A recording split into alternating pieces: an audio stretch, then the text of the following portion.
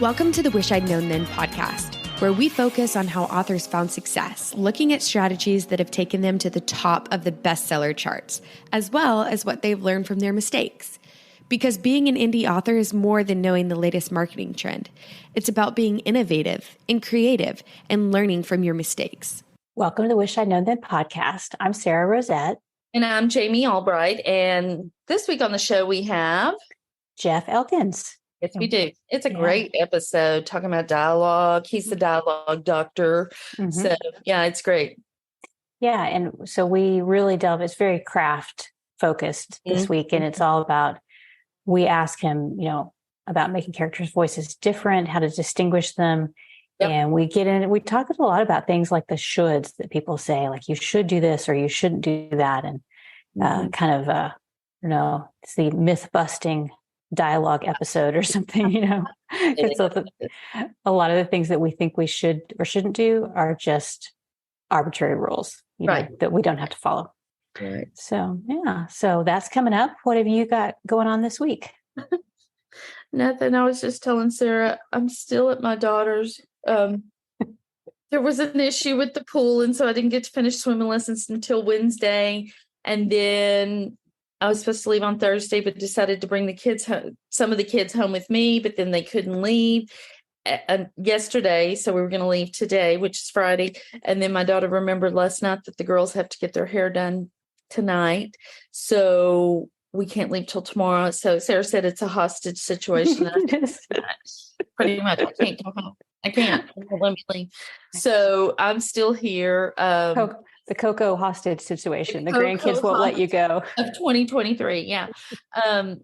So that's kind of what's going on. I've been doing some consulting though while I'm here. So that's been fun and really enjoyed it. And so, that's just me. I don't have really very much. Kind of getting ideas about things to write when I start writing. And so that's exciting and really getting excited about writing. So that's really good. That's good. Yeah. I don't think you felt that way for a while. So that's good. No, for a very long time. So so that's just it. Gone to a couple of movies. I saw Barbie and I loved it. And whatever, if people didn't like it, that's fine. That's their opinion. I loved it. I thought it was hilarious. Ryan Gosling is just hysterical. And then I saw The Haunted Mansion last night, and it is delightful. Delightful. It is so funny and pulls at your heartstrings. It's just the right amount of spooky. And Tiffany Haddish is she steals the show, in my opinion. It's just great. Yeah. Oh, that's awesome. That is awesome. Yeah, I haven't been to see anything, so that will go on my list. And Barbie too, probably. I haven't seen. I kind of want to see it just to see why everybody's either so in love with it or so mad about it. Yeah, because it's like. It's like really, anything else that's silly. Yeah. But I do, those are energy pennies for me. Yeah. Oh yeah. Stuff like that. So What about you? What's going on with you? Well, I've been doing some stuff on the Kickstarter to get it ready. It's getting closer. I think I'm almost got everything ready to go. I've ordered a couple of things that I might use as rewards, like higher reward things, but I want to see the quality of them. Yeah. So, because I ordered one thing and it wasn't great. And I was like, okay, well, maybe I can figure out some other way to do this. So waiting on those things and doing a little bit of writing, not a lot, kind of getting back into that. I feel like summer's been a little crazy with travel and stuff. And like now it's time to get back to the groove, but not a lot of that. So kind of scattered, basically is how I feel. But so coming along, things are coming along. Yeah, and we have a new sponsor. I mean, not sponsor. We have a new supporter. Thank you. That's the word. Yes, we have CJ Anderson and they picked the rocket ship. So that is cool. Thank you, CJ, and for all our other supporters. We really appreciate it. We do, y'all. I mean, it just means so much to us. And we love you. And another exciting thing happened. We crossed 1,000 members in the group, right? In the Facebook group. So that was cool. Yeah. That was very cool. Yeah. So we're excited about that. And we just love that y'all love the podcast. And we love that you want us to keep doing it. So That's So we're what we're going to, yeah. And we'll have some details on a supporter Zoom in August sometime, I think. But we're just waiting for things to kind of settle down for both of us so that we can actually know a good date. So we'll have an update on that soon. when I've been released. Yeah. That's right. We'll negotiate Jamie's release. All right. Well, we should get on with the interview. Yes, we should. All right. Well, here is Jeff. Well, today we are really excited to talk to Jeff Elkins. Hi, Jeff. How are you? Hey, Sarah. Thanks for having me on. I really appreciate it. We're excited you're here. So let me read your bio and we'll get started. Jeff is the author of 12 novels and over 100 short stories. As the dialogue doctor, he helps writers improve their dialogue to better engage readers. That's great. I'm so glad you're here with us, Jeff. Tell us how you got into writing, because you write your own fiction, correct? I do write my own fiction. I actually started writing fiction long before I started doing the dialogue doctor. The dialogue. I'm not a doctor. I just play one on a podcast. I got into writing. Writing was tough for me. I was dyslexic as a kid. I'm still dyslexic. It wasn't just as a kid. It didn't go away. Writing is the only class I ever got less than a B in any of schooling. I got a B. I got a D- in freshman English, which was like composition. Writing and I just weren't friends. And then I was in my 30s. I was working a really hard job. And I wrote something as part of the job. Like I was writing an illustration to help explain something for somebody. And I wrote it as a short story. And I was like, man, that felt really good. And so I went online. I found a book called How to Write a Short Story by Joe Bunting, which is a fantastic short book. And I just started writing a short story every night. And I did that for over a year.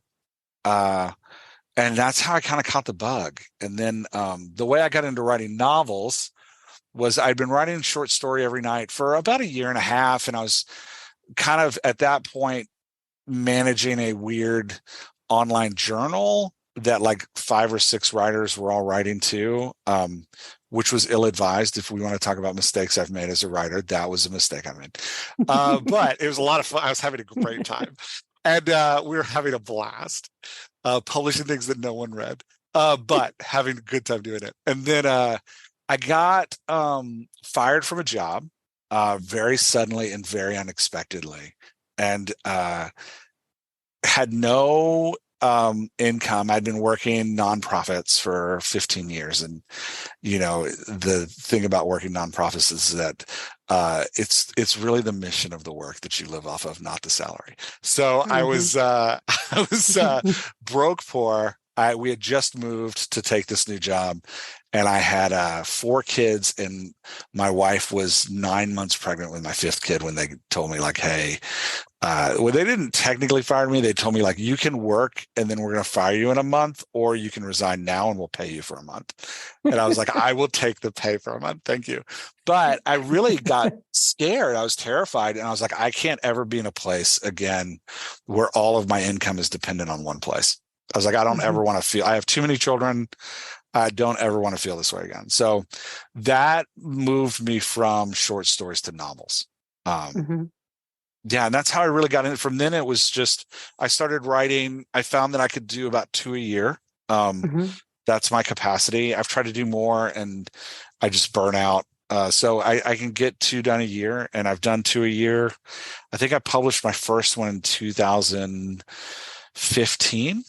And I've done 2 a year, still a little more. Sometimes I did have a couple of years where I did 3, and then I had a year where I did 1 because it was too emotionally heavy. I couldn't carry more than 1 novel. Yeah, I totally get that. I came from traditional publishing, so 1 a year was like, thinking of doing more than that, it overwhelmed me. I can do that now, but at the time I was like, I couldn't even think of it.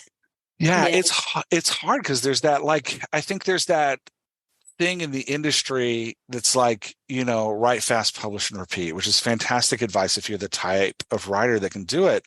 But for those of us that aren't, I went through a season of really deep discouragement. where I was like, I cannot run the pace that the genre fiction, the common wisdom about genre fiction was telling me I had to run at. I was like, I can't.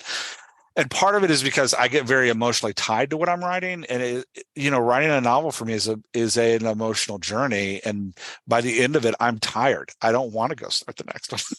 So, I totally get that. Yes, I totally get that. Yeah. I think. Sorry. Becca Syme calls it the cult of speed, where we have to write faster, we have to do more, and I think that's kind of fading a little bit, but it's definitely been part of the indie author community for a long time. Yeah, I mean, I think AI is kind of throwing it into not necessarily into question, but definitely creating a new bar for it. I like I don't know if y'all have had Joel Solari on. He wrote a book called Advantage, and I really love what he describes the publishing industry as winner take all. Yeah. And he said one of the reasons the Write Fast Publish Repeat works is because it is winner take all. So if you win and you can keep winning, you get kind of the spoils of the war. But you have to be winning to get anything. Right. And so I think for a long time, and I think that model will continue. Like, I don't think that model's going anywhere. I did, I guess it was like, 3 or 4 years into my run as a writer, I did encounter his work and, listening to others like Joanna Penn and Mark Leslie Lefebvre, who just have decades in the industry, and learning like, okay, there's a long tail here. There's a way to make money that isn't this rapid fire attack. Turn and burn. Yeah. And trying to find, I think for me, I started being motivated by money, but then, my external motivation of like, this is why I'm doing it, is financial success. But then coming to learn, like in seasons where I didn't have any financial success, but I still had this deep desire to write, trying to understand like, what is that? Like, what is it that now I have this bug, I can't stop? Because there were years where it's like, okay, I would make more money like picking up 2 shifts at 7-Eleven than I would with this novel. Yeah. So, and I'd ask myself, I'd be like, should I just take all this hours I spend writing, like drive Uber? Like, what am I doing?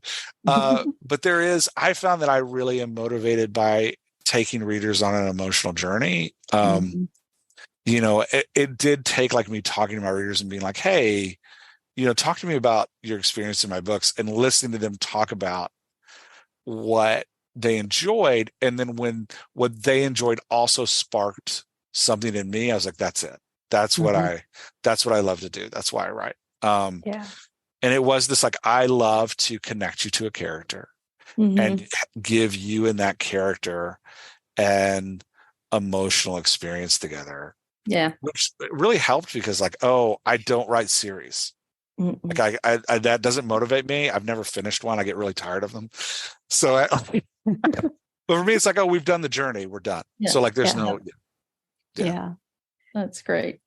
Well, you sort of answered our second question about your definition of success. So nice. Good. I'm winning the podcast already. So it's all about the characters for you, like just creating that emotional journey. I would say it's about the reader.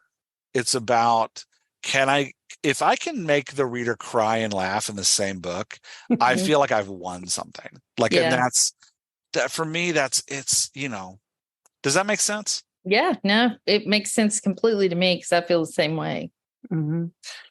Yeah, I really want, it's hard because I'm not motivated by the reader buying the next book, which is very bad for business. It's terrible for business.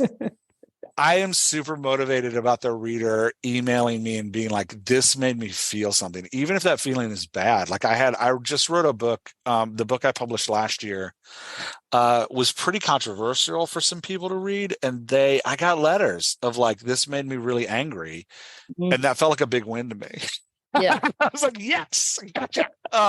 So yeah, it was, but I really like making them feel things. So yeah. That's great. Yeah. I do love that answer. I think that's a super smart way to define success. But what assumptions did you make at the beginning of your writing career? And looking back, did they turn out to be right or wrong? I think there's two super negative assumptions I made. One, I thought of writing as a solo sport. I was like, oh, this is something I do on my own. I coach a lot of writers now, and I talk to all of them about like, hey, this is a team sport. Like we do this as a team.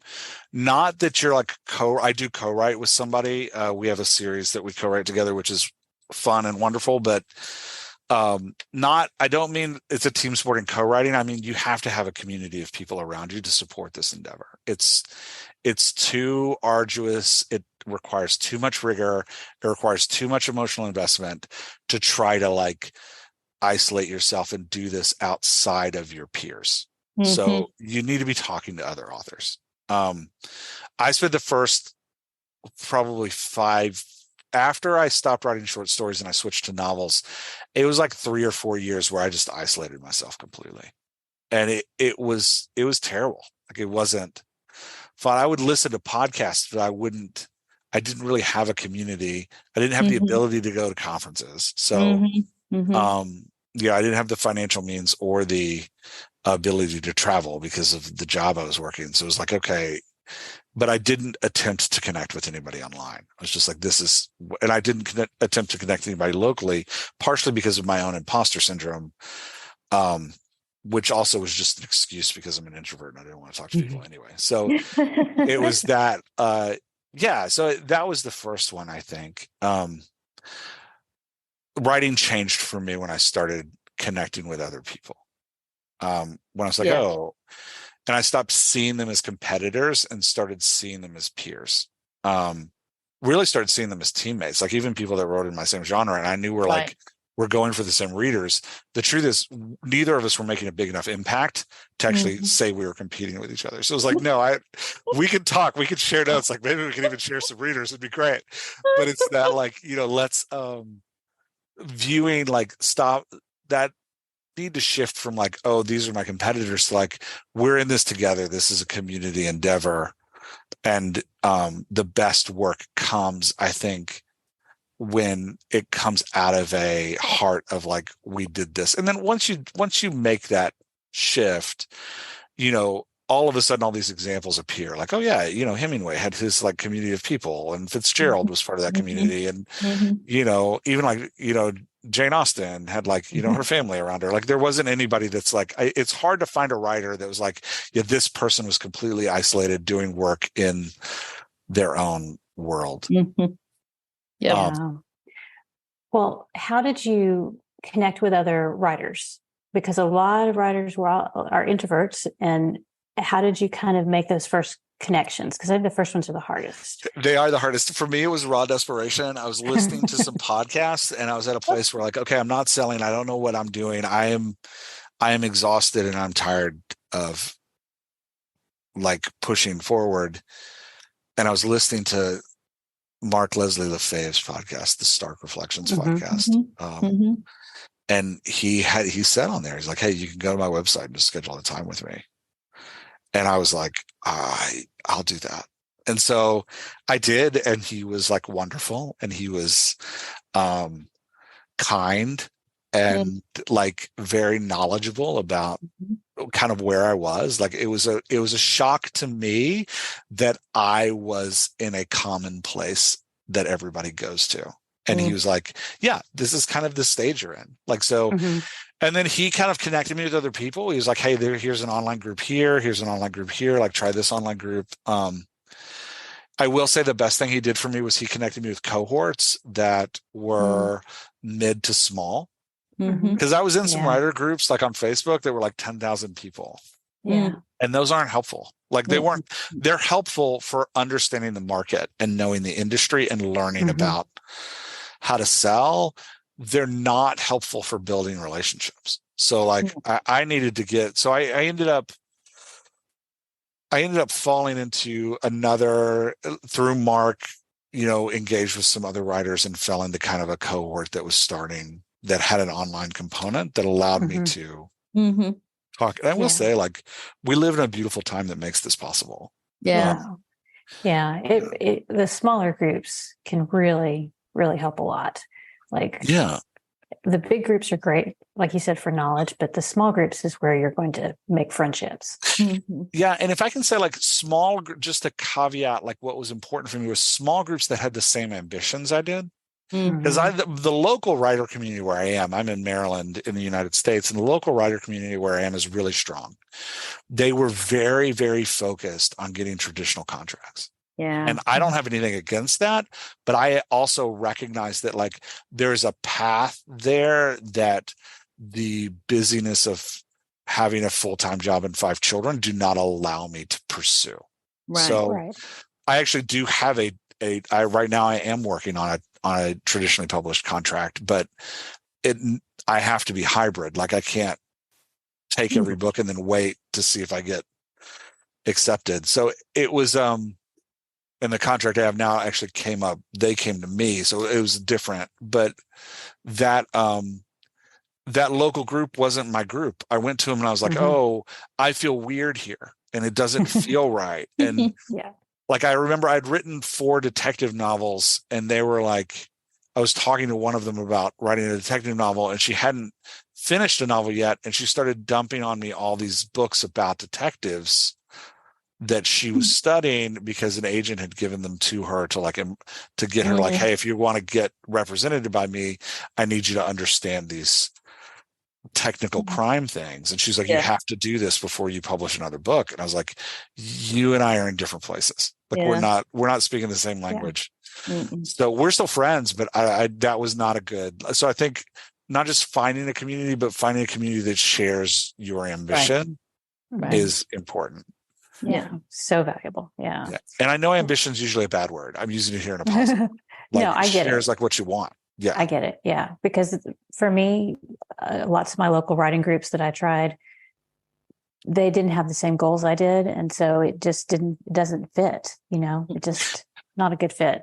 Yeah. It's funny. And you try to, I found when I try to force myself into those places, like, another aspect of what I do is I coach people in writing better dialogue as the dialogue doctor. And I remember this was when I first started, I had been asked by a Romance Writers Association, like, hey, can you do like a 6-hour seminar we want you to do our yearly retreat? I was like, yeah, that'd be great. So I did a couple of those in a row. I did like 3 or 4 of them where we did like a 6-hour deep dive on characterization and dialogue. And then I had this moment. I was like, I'm doing this for these people that are like around the world. Like I should be doing it for my local community.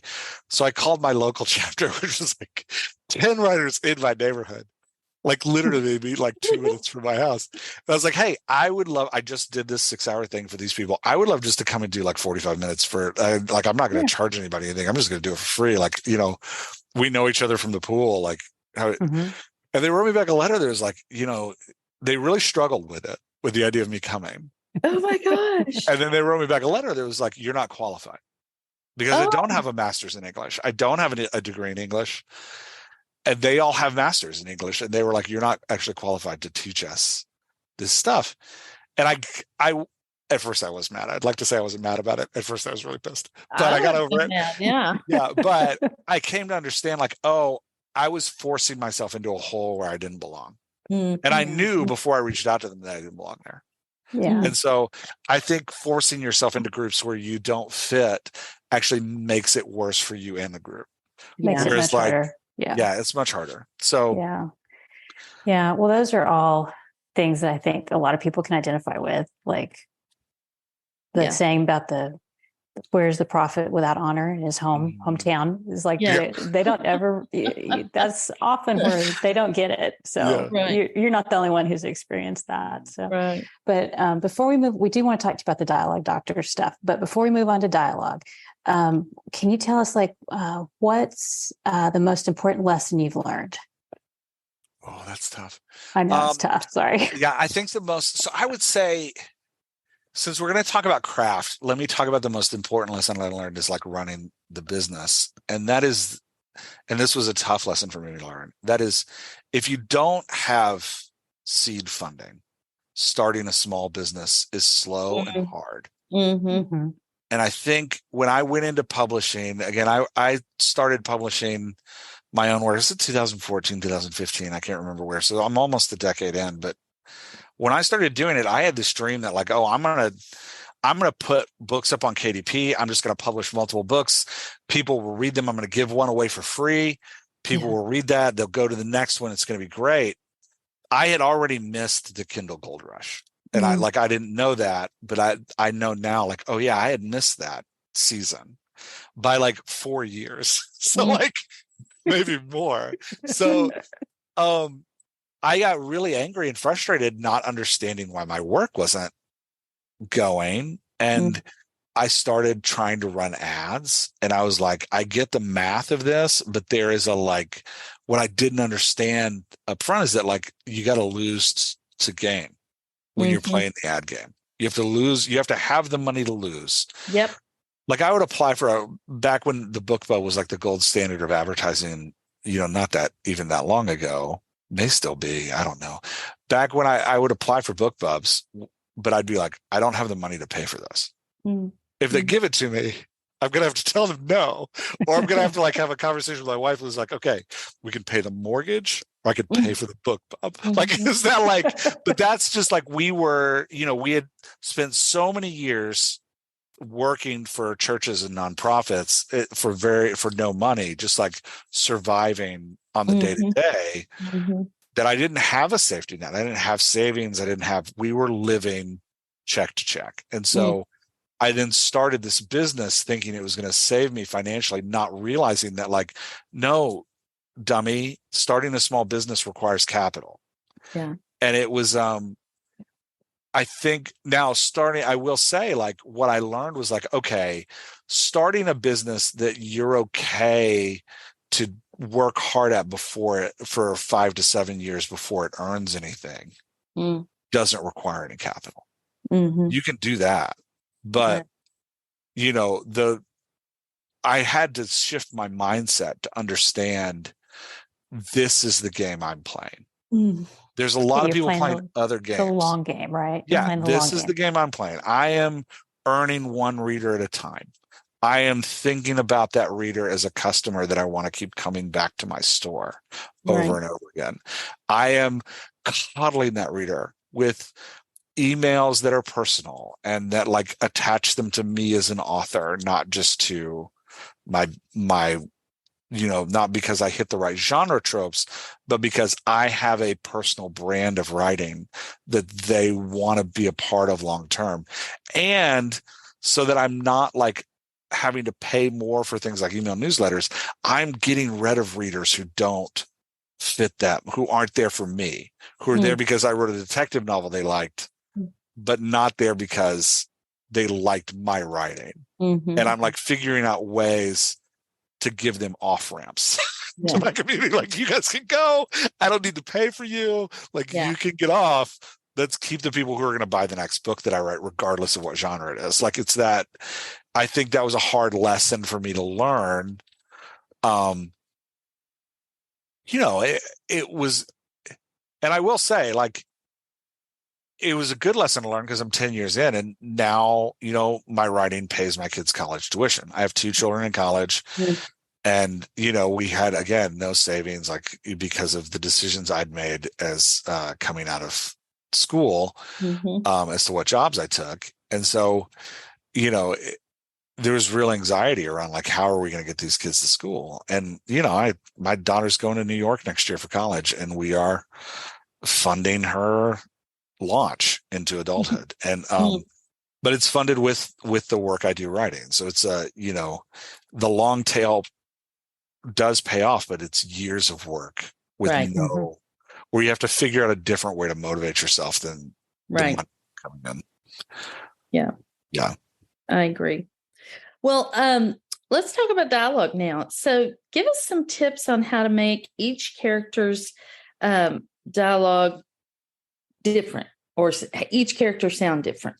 Yeah, that's a great question. So I think to start that answer, we need to understand what we mean when we say sound different.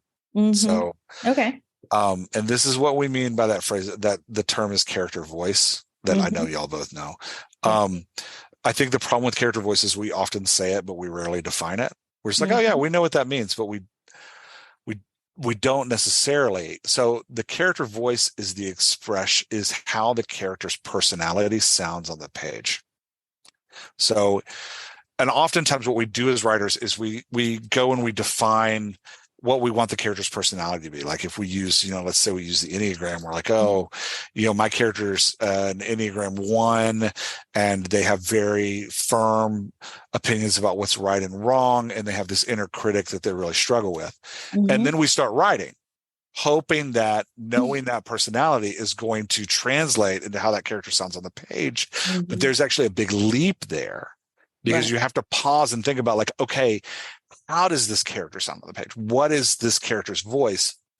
We could go into how to get that, but that being said, like once you get into like understanding the personality the character voice is an expression of the personality, then you can start looking at your different characters and being like, okay, this is this character's personality. How is their voice expressed? This is character B's personality. How's character B's voice expressed? And then what I do as a coach and as an editor is I actually help writers line those voices up. We compare and contrast, and then we can even get it to the place where we're like, how are these voices empowering your plot? What voices create conflict when they're together? What voices naturally encourage each other? Like what voices build energy? Like you'll have two characters, and if their voices share pacing and their voices share cadence, it can build a lot of energy in the thing. If you have two characters that strongly contrast, like you have a commanding character and a shy character, there's just natural conflict that creates there.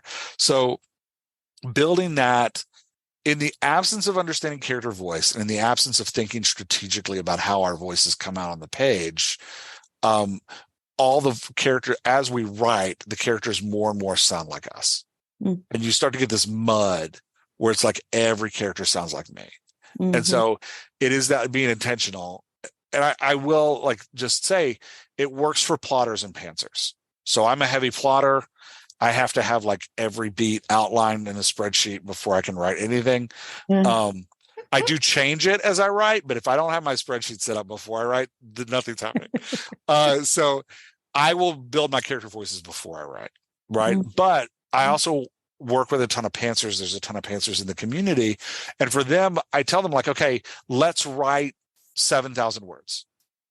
And then let's pause and let's ask, okay, who is this character now that I've written a bunch of them? How do they sound to me? And then let's go ahead and codify like how they sound. So that when you come back and after you pants for a bunch, when you come back and edit, you have a guide. You have like, this is what I wanted from this. So then we can use that character voice as an editing tool, if that makes sense. So it works on either way. It can, if you're big into like planning and then writing to a plan, we can build that character voice as a plan. If you're big to like writing, like vomit writing and then coming back and fixing, we can build that character voice after you write some and then use it as an editing tool. But I do think that key is understanding that character voice is its own thing, and then being able to define it for each character so you can compare and contrast those characters and ensure that they all sound the same. Like nobody comes to a book going like, oh, I want 5 shy characters in this book.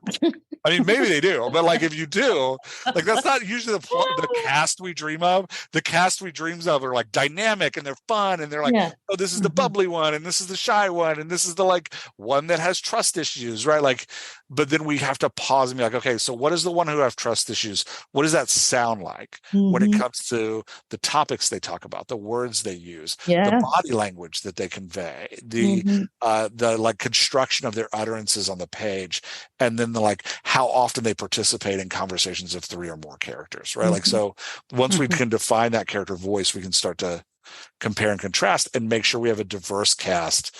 And again, I think the kind of 201 level of that is make sure we have a diverse cast that's empowering the emotional journey we want to take the reader on. So using that cast in a way that, if we want a sad book, then we can have a sad cast. If we want to, not a cast that is sad, but a cast that makes each other sad. If we wanted a romantic book, then we can build couples that have attraction and union to each other. It's why, like, Romeo and Juliet has a different feel than Othello. Othello and Iago are very different character voices than Romeo and Juliet, right? Like, so we design the character voices to empower the plot that we want. Does that make sense? Yeah. Yeah. That's great. I love that. Yeah. I've ever thought about it, using it as an editing tool, but you're right. I mean, yeah, that's really cool. I think writing is so, well, I mean, for me anyway, writing is so emotionally taxing. And the vast majority have to write with day jobs and children and life, just life. Even if you don't have a day job and a job, you have life. You got to cook dinner. You got to get up in the morning. You got to, and there's always something going wrong. Like last night I was writing, and as I was writing, all of a sudden my fridge started making a weird noise, and I look, and like the ice maker, the like cord to the ice maker is like spewing water everywhere. And it's like, yeah, this is what I need while I'm trying to write, right? Like, this is the thing that had to happen right now. So I think writing is hard already to fit in. Once you have motivation, the last thing I want you to do as a writer is to try to like add something to your work that's going to stifle that motivation. So if you're a pantser and you like a blank page and you want to go at that blank page, if that motivates you, let's put the tools on the back end of that motivation to help you create the story you want to create. But let's not interrupt the motivation that you have with tools. And I think that's, people talk about, and we talked about this a little bit beforehand, so I'm just going to bring it in here because I think it's a good place to say this. When people come to the craft of writing, I think we do ourselves a disservice by thinking that there's rules. There's no rules. There's no grammar rules. Rules are not a thing. There's reader expectations. The reader expects the period to mean the sentence is over. The reader expects there to be punctuation. Right. The reader expects things within quotation marks to mean someone is vocalizing something. But Margaret Atwood wrote The Handmaid's Tale and has no quotation marks, and we love it. And Jose Saramago wrote Blindness, and there's no punctuation at all. And we love it, right? Like, we eat it up because it's not a rule, it's an expectation, and you can defy the expectation to create a reader experience as long as you are strategic about it and know that your reader is going to have to jump over some hurdles to engage with what you're doing. Right. It's the same with dialogue. There's expectations around dialogue. Readers expect dialogue to happen in segment form, which means characters talk to each other about a topic or a specific emotional moment, and then after that there's some exposition. There's a couple paragraphs that allow the reader to take a mental breath, to take in what happened, and then we're back into the conversation, right? Like, that's kind of the standard boilerplate way dialogue works out in a novel. You can defy that. You can have a novel with tons and tons of expositional paragraphs. You just need to know you are asking the reader to jump a hurdle to share your imaginative journey of this book, right? You can have a book that is 100% dialogue. I've read them. They can be great, but you have to know you are denying the reader mental breaths that they expect to have. Right. So, like, the key to doing dialogue well and like character voice well and all these things that we're talking about is knowing the reader's expectations, understanding your tools and what your tools do, right? Like, character voice is a tool. How we shape a character voice and how we compare cast members, those are tools we use to craft this journey. Understanding what different character voices do to each other allows you to strategically build the story you want your reader to experience. It gets like what's happening in your imagination into their imagination. So the key is like knowing that there's not like everything I talk about when I talk about like, hey, the personality is the expression of the character voice. The character voice is expression of the personality. That is true. That is a tool you can use to define character voice. It is not a right or wrong. It's just a tool. Which can be very freeing for like, I think especially when you first start, I was so worried about being, having everything correct, having the grammar and everything. Cause mystery writer, so I get emails about typos and things all the time. And so I was trying to get all that stuff cleaned up. But it's okay to have an incomplete sentence. It is okay to be creative with the way you do things. So yeah. So we do want to also talk about dialogue tags and body language. Oh, great transition, because these are things that there are quote unquote rules about. Like there's like, oh, this is the way it has to happen. I was just on a social media platform. I can't even remember which one. And somebody was like, this is the way you do dialogue tags. I was like, oh my gosh, can we stop? So like the advice that most often people hear is one of two extremes. And so I'm going to talk about what you've probably heard, and then I'm going to just talk about what the tool actually is. So what we hear is that like never have them, only use action to describe who's talking. There's a reason for that. And the reason for that is that the repetitive nature of said can be frustrating in a book. So you have editors who are like, I'm so tired of reading said. I only want the person who is talking to be revealed by the action they're doing. The problem is with that advice is that energy builds in the exchange of vocalizations.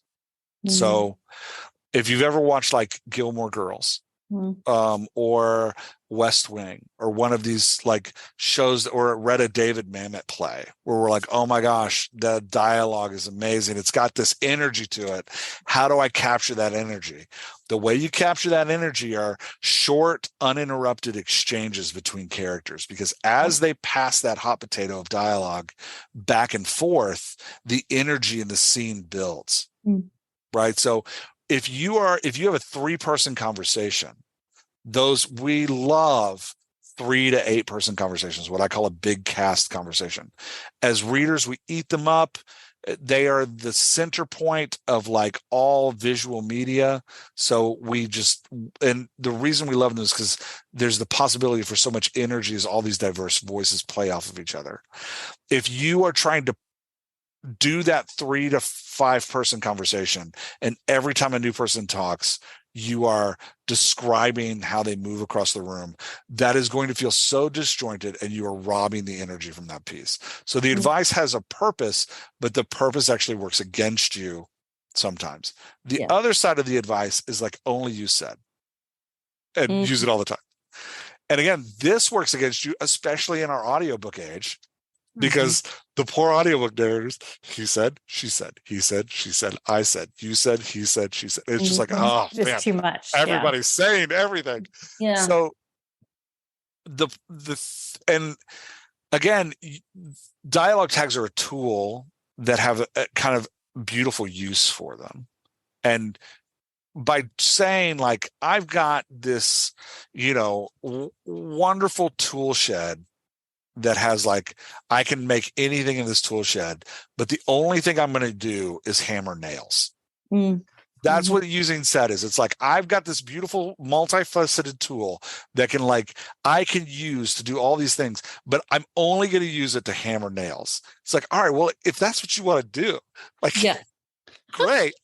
You can build a house that way, right? It doesn't have to be this way. Like there's no rules to this. So what I did as part of what we do in the Dialogue Doctor community is we take these problems, and I say we because there's a community of people that like kind of work on this with me. I do the majority of the labor, but we take the problems and we say like, okay, let's go to Masterworks.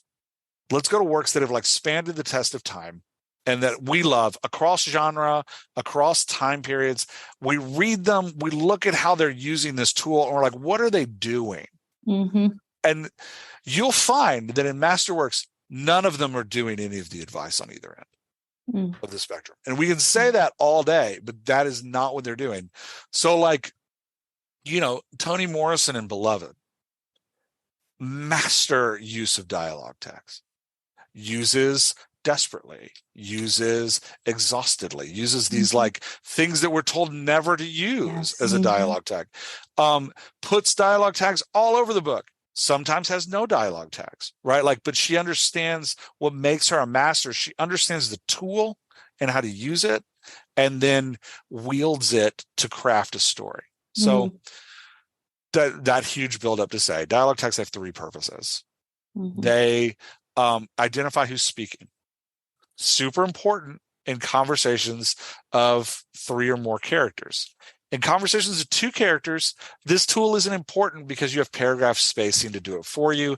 And ideally, you have different character voices that also aid in the like, here's who's speaking. So this tool is a necessary tool, though identifying the speaker is a necessary tool in 3 or more people in the page. The worst thing, one of the worst things for a reader is reading a conversation and they can't figure out who's talking. It's the worst. And usually readers will just give up. They'll be like, I don't have time for this. And I'll just move on. So we got to use it to identify who's speaking. Right. Second way it works is it shapes the character's vocalization in the reader's mind. So if I say, hey, it's Taco Tuesday. Well, if I write,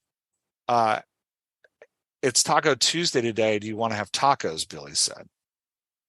Putting the Billy said at the end makes it fairly ignored. It's like an afterthought. And the reader's going to be moving on to the next line by the time they get to Billy said. But if I say, Billy said, hey, it's Taco Tuesday. Do you want to go get tacos? Even with like the mundane, stupid example I'm using, you can see it how the front, it caused a moment of reflection and pause. We can shape characters' voices by moving that dialogue tag around. Or if I said, hey, it's Taco Tuesday, Billy said, do you want to go get tacos today? It creates a beat in the reader's imagination, a micro beat in the reader's imagination that shapes that vocalization. So again, this is a stupid and mundane example, but you can see how like moving that dialogue tag around allows you to craft how the reader hears that thing. So when you're in a real emotional scene and your character is devastated and they're struggling to get their words out, utilize those dialogue tags and put them in the middle of the vocalization. If you have a shy character who's reflective and struggles to vocalize, maybe she has deep internal thought and her internal thoughts are all over the page, but when it's time for her to talk, she struggles. Get those internal thoughts and those dialogue tags for her in front of her vocalizations. So there's a pause before she speaks in the reader's imagination that makes it feel like, that creates that space that makes her feel more hesitant to speak. So there's 1,000 ways we can play. I'm just giving kind of 3 general examples. There's 1,000 different ways to play with your dialogue tags to shape how your character's vocalization sounds in your reader's imagination. So that's the second way. The third thing is dialogue tags emphasize emotional expression. So this is where you start using different words like he yelled. So, hey, it's Taco Tuesday. Do you want to go get tacos today? Billy screamed. Just as a different emotional feel that Billy said. Again, Billy like missed his, Billy really wants tacos on Tuesday.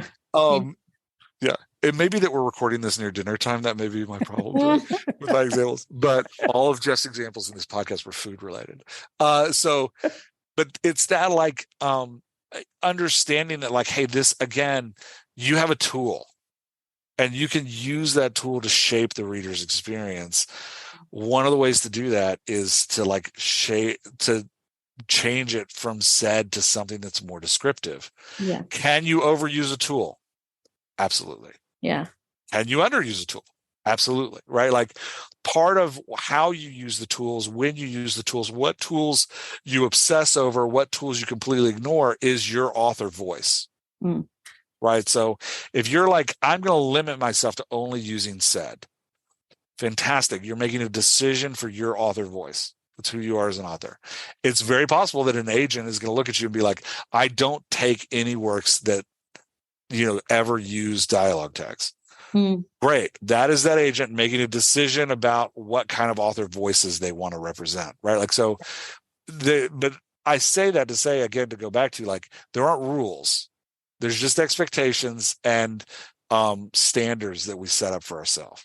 And I encourage.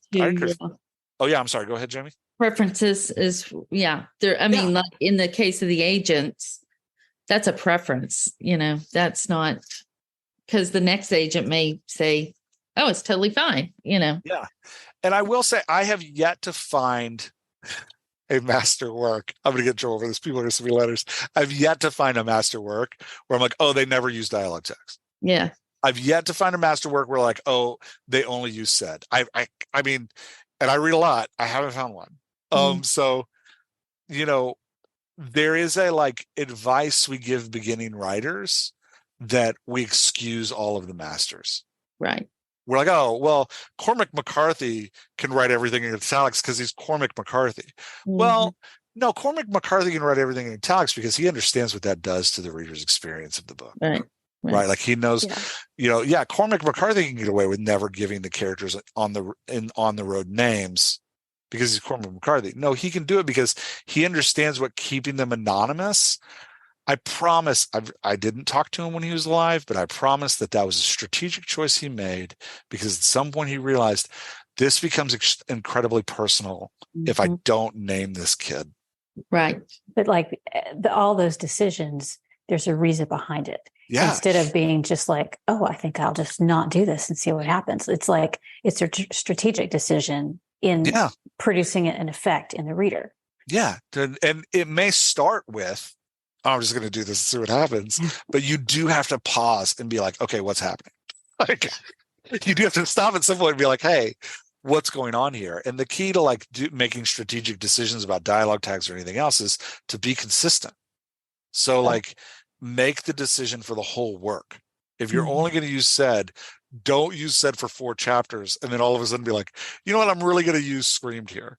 Or if you are going to do that, it's going to have a huge impact. Yeah. Make the reader feel it. Like make them know that's what's happening. Right. Well, what are some of the biggest like issues you find with authors and their dialogue? So monomouth is a big one that I did that like all the characters sound the same. We've already covered that. I won't beat that horse. That is a big one. Like, and I think like we said, the problem with monomouth with all the characters sounding the same is that you're not thinking about it.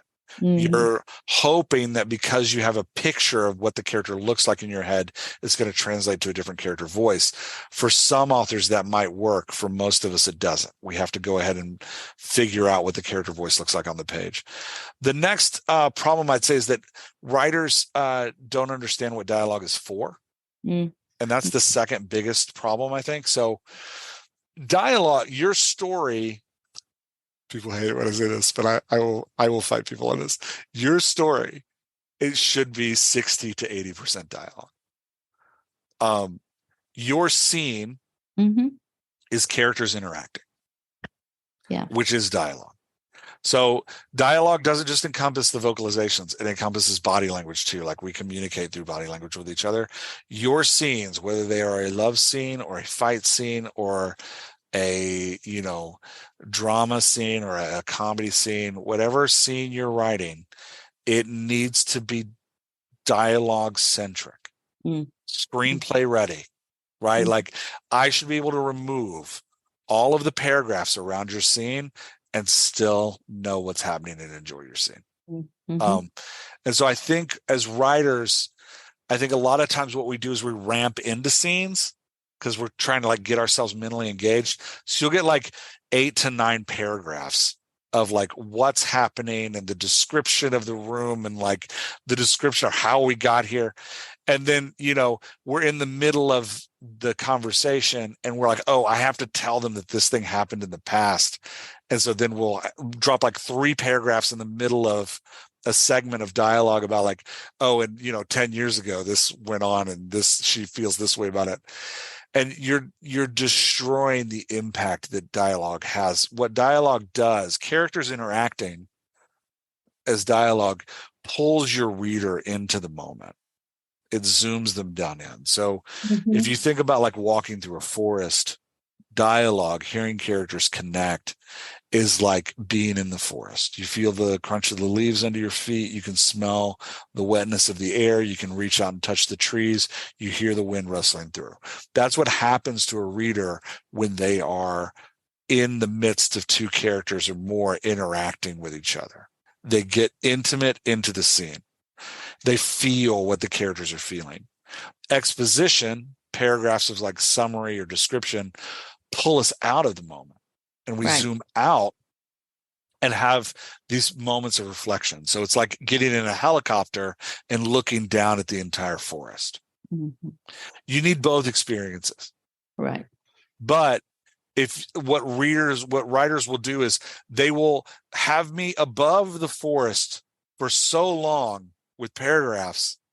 It's like, do I get to, like, I want to get in there. Can I get in there? Can I get down in there? And then they put me in the forest, and I'm in the forest for like a minute, and then they yank me back out, and I'm back in the helicopter. And then they put me back in, and I'm in the forest for like another 2 minutes. They yank me back out, and I have like more exposition. So, really, I think part of what I try to train people to do at the Dialogue Doctor is like, let's write your scene first. So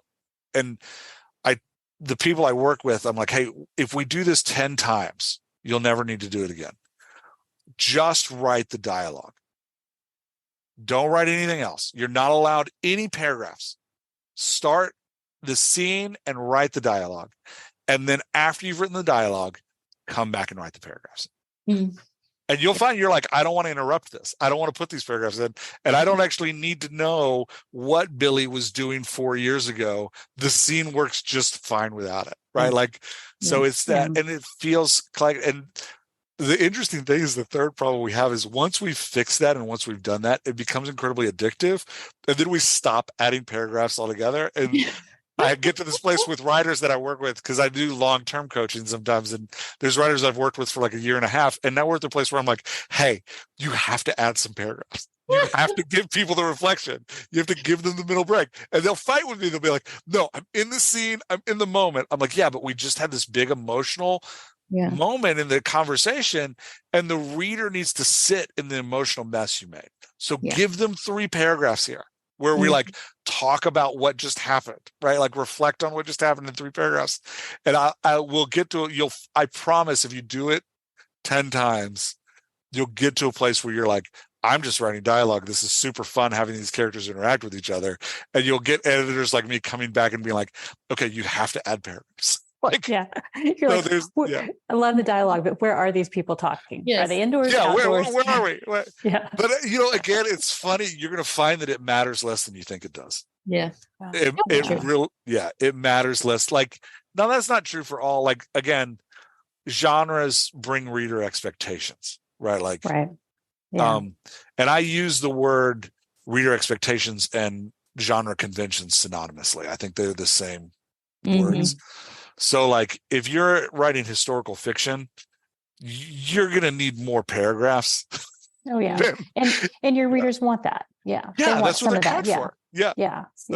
And again, you can get away with not having it if you're strategic about it and you know your reader so well that you're like, oh, I understand their expectation.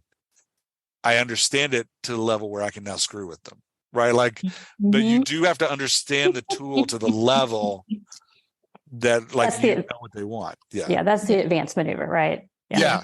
And that's what we see when the masters do. Like, going back to Toni Morrison in Beloved, she has these amazing conversations between Sethi and Paul D. And you'll notice as you read them that like who's leading and who's following really changes in the conversation. Morrison's a master of it. And it's one of those things of like, man, my expectation that Sethi started this conversation. So Sethi's going to lead this conversation, but right in the middle of it, you flipped it. And when you flipped it, you gave me an emotional moment that I didn't expect to have. But that's a master that understands their tools. Right. Like, and I think it's something for us all to aspire for. It's like, this is where I want to be as a writer. I want to be so great with my tools and understand how they work so well that I can just take the reader on this emotional journey. And by the end of it, they put the book down. Like, I think the dream for all of us is by the end of it, they put the book down. They're like, wow, that was an experience. Where's the next one? That's what we want. Yeah. Yes, I agree. Yeah. I agree. Yeah. That's how you want your reader to feel when they finish your book. So yeah. Well, we always like to ask everybody, final question. What's the best thing you think you've done to set yourself up for success? Best thing I think I've done to set myself up for success.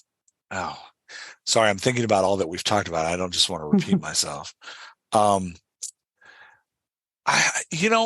my writing changed when I started doing the Dialogue Doctor in 2020. And I started off, I got encouragement from another writer because I was like, I need to give back to the writing community. They've given me so much. I need to figure out how I contribute to this. And the writer I was talking to, Jay Thorne, was like, hey, you do dialogue for a living, because writing dialogue is part of my day job.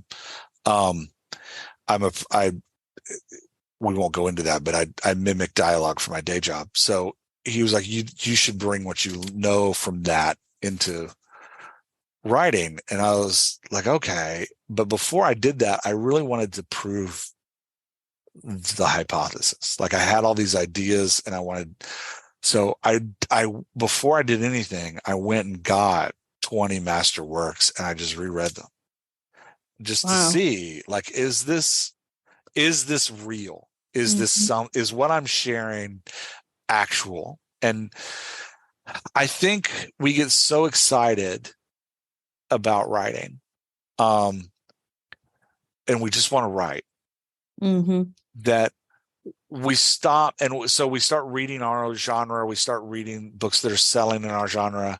I think we forget to, like, really try to learn from what's going on. And there was a season of life where I was a pastor, and we were all starting to go to school. We were all in seminary, and it felt like such a pain. Like, a lot of us were like, why do I even need seminary? I should just go to be a pastor. And I remember a guy I really respected was doing a conference with us, and he looked at us and he was like, why are you in such a hurry? He was like, do you think the world needs you right now? Undeveloped and uninspired, with no knowledge, with, like, I think what he actually said was, with just enough knowledge to hurt somebody. Is that what? No, I don't think any writer is going to hurt anybody, but I do feel that way about my own writing. It's like, hey, my writing radically changed when I paused and actually, like, tried to prove my case. And I think there is something too that we've lost in the, like, write, fast, publish, repeat of the, like, let's slow down and test the hypothesis. Let's figure out what we're doing. Like, there's a conversation this week between Brian Koppelman and David Lipsky. David Lipsky just wrote an amazing book called The Parrot in the Igloo, which I'm reading right now, which is going to go down as a masterwork. And it's, he's doing all this history work, but it's so character driven. And you're just so into the characters, even though it's a work of historical nonfiction. You're just deep in these characters. And I think when he was talking about writing it was like a 7-year project. Wow. And part of me is like, I know that a lot of us have bills to pay, and we got to move, and we got to go, and we got to keep churning, and we got to keep hustling. And there isn't 7 years to write one book, right? Like, if only. But I think there is something we can glean from that, in that, like, we do need to be finding times to slow down and ask, like, what am I doing that's good? And, like, what are other people doing? What have other people before me done that's good? And how can I learn from it? And that's the best thing I did to set myself up for success, was to take a moment to pause. I just took a month, but I took a moment to pause, and I was like, let me test this hypothesis, and let me make sure that this is real. And this is what I'm doing is actually what I want to be doing, and that it's helpful to my goals. And so that's great. Yeah. Love that. Yeah. Love that. Well, where can people find out more about you and the dialogue doctor information?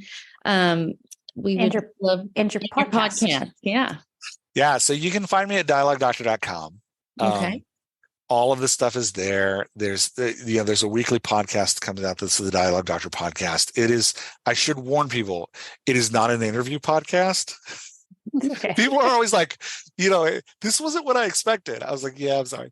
It's not an interview podcast. It is me and a writer get on and I edit their work. And we edit together. So it's a craft podcast. So love that. Just warn people in advance.